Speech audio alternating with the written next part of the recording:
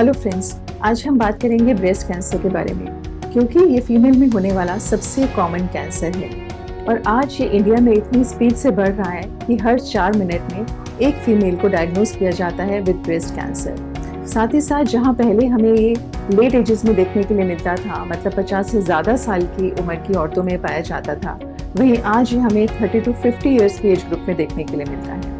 इसके अलावा जो सबसे हैरान कर देने वाली बात है वो ये कि इंडिया में लगभग 50% female are suffering from stage 3 and stage 4 cancer, जबकि ब्रेस्ट कैंसर एक ऐसा कैंसर है जिसको फीमेल खुद डायग्नोज कर सकती है।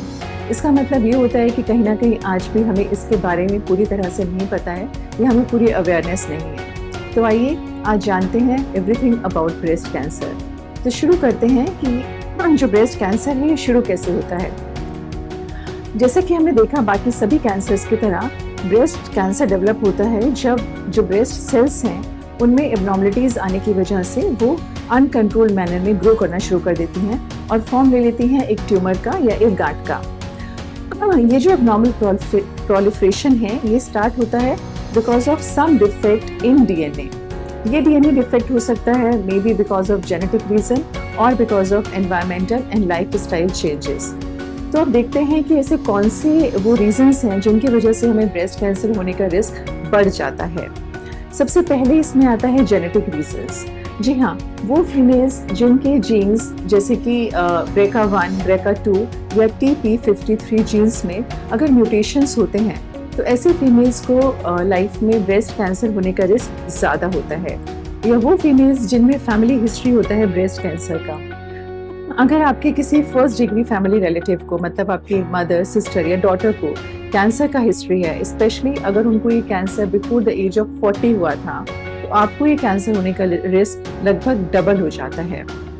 इसके अलावा अगर आपको पहले लाइफ में एक साइड का कैंसर हो चुका है तो दूसरी साइड का कैंसर होने का रिस्क आपके लिए ज़्यादा हो जाता है।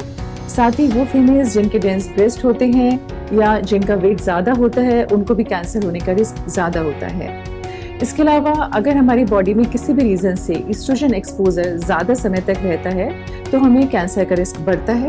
जैसे कि वो फीमेल्स जिनमें की मेनार्की यानी कि मेंसेस जल्दी एज पे स्टार्ट हो जाते हैं बिफोर द एज ऑफ 12 या काफ़ी लंबे समय तक चलते हैं और बंद होते हैं after the age of 50, that means late menopause. तो दोनों ही कंडीशन में हमें कैंसर का रिस्क बढ़ता है।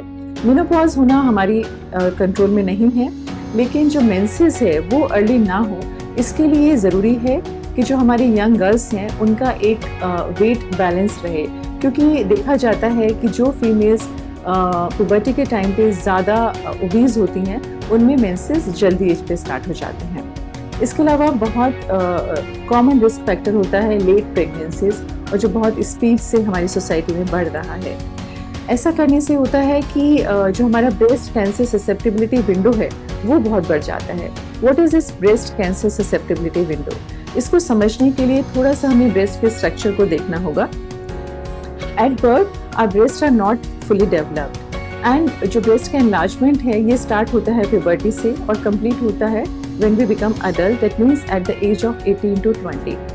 But at this age जो हमारे ब्रेस्ट के स्ट्रक्चर में हम देखते हैं कि 3 मेन चीज़ें होती हैं।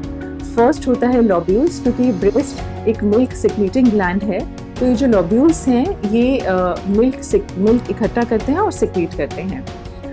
ये जो लॉब्यूल्स हैं ये कनेक्टेड होते हैं निपल से बाय द डक्ट्स, और इन दोनों स्ट्रक्चर को सपोर्ट करने के लिए होता है फाइब्रोफैटी टिश्यू।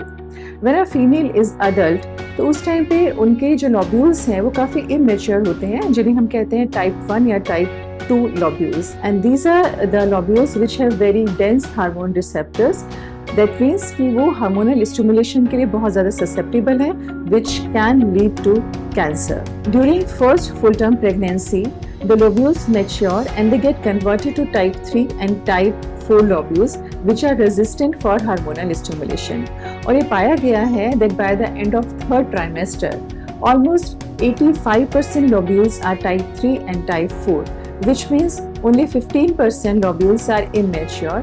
इसका मतलब ये हुआ कि हमारे पास कैंसर कॉजिंग स्पेस जो है वो काफ़ी कम हो जाता है।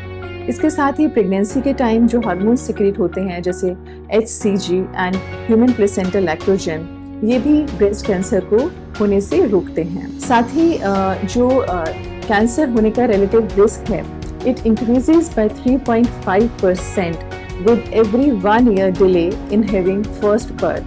So try to have your first delivery before the age of 30 years.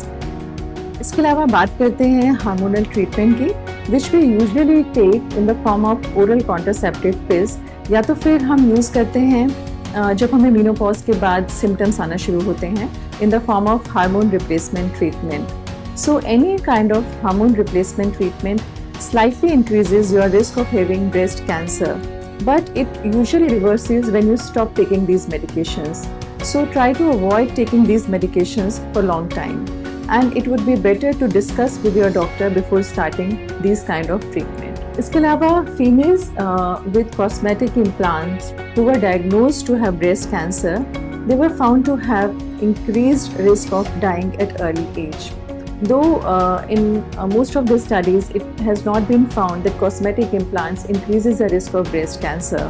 But this finding could be because of that cosmetic implants, they mask cancer during screening.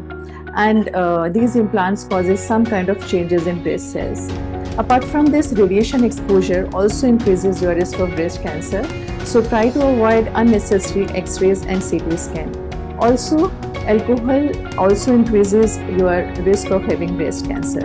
इसके अलावा हम बात करेंगे कुछ ऐसे मिथ्स की जो बहुत कॉमनली हमें देखने के लिए मिलते हैं हमारी सोसाइटी में, क्योंकि अब बहुत लोगों को लगता है कि जो कैंसर है वो ओल्ड एज में ही होता है, बट नाउ यू नो कि रिसेंटली हम लोगों को ये कैंसर यंग एज में भी देखने के लिए मिल रहा है। इसके अलावा बहुत लोगों को लगता है कि अगर हमारी फैमिली हिस्ट्री है ब्रेस्ट कैंसर की तो हमें डेफिनेटली ये कैंसर हो जाएगा, जबकि ऐसा नहीं होता है। अगर आपकी फैमिली हिस्ट्री है ब्रेस्ट कैंसर की, इट मीन्स आपको थोड़ा ज़्यादा विजिलेंट रहने की ज़रूरत है, आपको अपनी ज़्यादा केयर और अपने सही टाइम पे रेगुलर हेल्थ चेक्स कराने की ज़रूरत है। दूसरी तरफ फिर कुछ लोगों को लगता है कि अगर हमारी फैमिली हिस्ट्री नहीं है या ऐसा कुछ रिस्क फैक्टर हमारे पास नहीं है तो हमें ये कैंसर नहीं हो सकता, which is a pure myth, because 80% of breast cancers are found in female who do not have any kind of risk factors. So if you find any kind of risk factors which we have mentioned today, that means you are not supposed to be worried या ये cancer आपको हो जाएगा, बल्कि आपको ज़रूरत है अपने डॉक्टर से डिस्कस करने की ताकि आप अपना लाइफ स्टाइल मॉडिफिकेशन कर सकें। अगर आपको जेनेटिक काउंसलिंग की ज़रूरत है तो आप अपने डॉक्टर से मिलके उसका फ़ायदा उठा सकें, क्योंकि अगर हमें लगता है कि किसी फीमेल को लेटर इन लाइफ कैंसर होने का बहुत ज़्यादा रिस्क है तो आज हमारे पास कुछ प्रोफाइलेक्टिक मेडिकेशंस अवेलेबल है। There are few prophylactic surgeries which we can offer to you. So try to avoid having all these risk factors and stay healthy. In our next episodes, we'll be discussing about other aspects of breast cancer. Thank you.